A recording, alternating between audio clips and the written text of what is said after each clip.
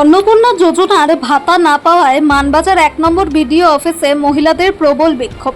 অন্নপূর্ণা যোজনার ভাতা অ্যাকাউন্টে না জমা পড়ার অভিযোগে মানবাজার 1 নম্বর ব্লক উন্নয়ন আধিকারিকের কার্যালয় চত্বরের বাইরে তুমুল বিক্ষোভ দেখালেন বঞ্চিত মহিলারা। শুক্রবার আনুমানিক দুপুর 12টা নাগাদ ব্লক অফিস প্রাঙ্গণে জড়ো হয়ে মানবাজার 1 নম্বর ব্লকের বিভিন্ন গ্রাম থেকে আসা শতাধিক নারী এই প্রতিবাদ কর্মসূচিতে সামিল হন। বিক্ষোভকারীদের দাবি, বারবার ফর্ম পূরণ এবং প্রয়োজনীয় নথি জমা দেওয়া সত্ত্বেও তাদের ব্যাংক অ্যাকাউন্টে প্রকল্পের টাকা ঢোকেনি। বহু আবেদনের পরও তালিকা থেকে তারা বাদ পড়েছেন। আবার কিছু প্রার্থীর ক্ষেত্রে প্রথম মাসের ভাতা অ্যাকাউন্টে এলেও পরবর্তী কিস্তির টাকা আর মেলেনি।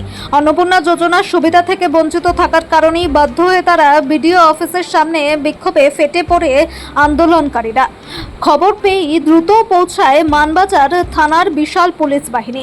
পুলিশ কর্মকর্তারা গিয়ে ক্ষুব্ধ মহিলাদের সঙ্গে কথা বলেন এবং তাদের বুঝিয়ে পরিস্থিতি নিয়ন্ত্রণে আনেন। স্থানীয় প্রশাসনের পক্ষ থেকে এ বিষয়ে দ্রুত খতিয়ে দেখে প্রয়োজনীয় পদক্ষেপ নেওয়ার আশ্বাস দেওয়া হয়েছে। তবে অবিলম্বে বকেয়া ভাতা না মিললে আগামী দিনে আরও বড় আন্দোলনের হুঁশিয়ারি দিয়ে রেখেছেন বঞ্চিত মহিলারা। প্রথমবারে টাকা পেয়েছিলাম, পরের মাসে আমরা টাকা পাইনি, এই মাসেও পাইনি। তাহলে আমরা বিডিও স্যারের কাছে এসেছিলাম যে আমরা কী কারণে টাকাটা পাইনি, কিন্তু স্যারের কাছে কোনো উত্তর নেই। স্যার বলছে আমরা জানি না, আমরা দিয়ে দিয়েছি, আমি পাঠিয়ে দিয়েছি, আমরা কিছু জানি না। তাহলে কেন পাইনি আমাদের কারণটা বললে তো আমরা সেটা করবো। আমরা ঘুরে ফর্ম ফিল আপ করতে বলছেন না, কি বলছেন? স্যার বলছে আমার কাছে কোনো উত্তর নেই। স্যার বলছে আমি কিছু জানি না, আমরা সব করে দিয়েছি, কিন্তু আমরা কেউ টাকা পাচ্ছি না। তো কী কারণে পাচ্ছি না সেটা স্যার কিন্তু বলতে পারছে না।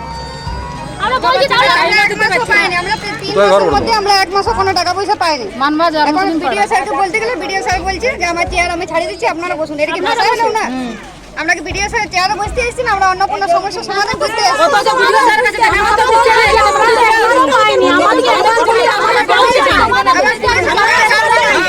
আমাদের মধ্যে অ্যাকাউন্টে যেমন আমাদের 3000 টাকা আছে, তাহলে 3000 টাকা শুভেন্দু অধিকারীর যদি ক্ষমতা না থাকে তাহলে প্রতিশ্রুতি দেওয়ার কি দরকার?